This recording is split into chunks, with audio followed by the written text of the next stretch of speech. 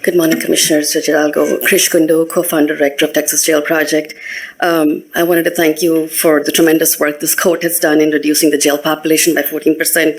I know it wasn't easy, and I'm really grateful that you all canceled the Mississippi contract.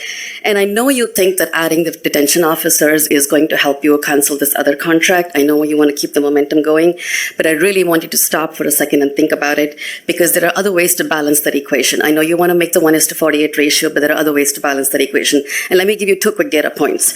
Thanks to Dr. Mills's tremendous work on data analysis, we found in September that over 169 people over the age of 65 who were in jail were arrested from nursing homes. Elders from nursing homes. Makes no sense at all. The other data point that we got from records request from Harris Center is that we transferred 231 people from the jail on civil commitment transfers. They were eligible for it prior to that in the community. We should be asking why we aren't doing more of that.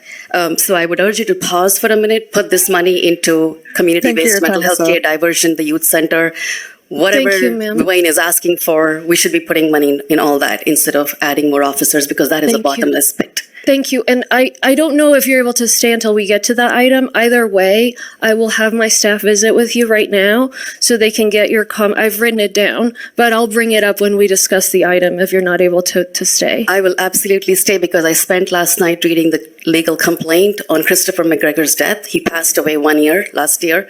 Tomorrow is his anniversary, and it is a horrific complaint. He cycled repeatedly through both the mental health and the criminal punishment system. Yeah. Everybody knew he was so sick. Yeah. He starved, he dehydrated, and he had a strep throat infection, which was easily treatable. We all know that happens, and some of us have taken money away from mental health. So let me, if you can bring it up again, I'll bring it up, and let's see how we vote. I am happy to be a resource. We've been working on this for years. Last year's data on the deaths, over 50% of the deaths were people who had repeatedly cycled through both the mental health and the criminal punishment system. Right. If we have a moral choice that we can make today, we can choose to increase this carceral solution to a public health issue, or we can choose to invest in community-based healthcare. We can choose to invest in public health solutions to public health problems, because the punitive solutions are not working.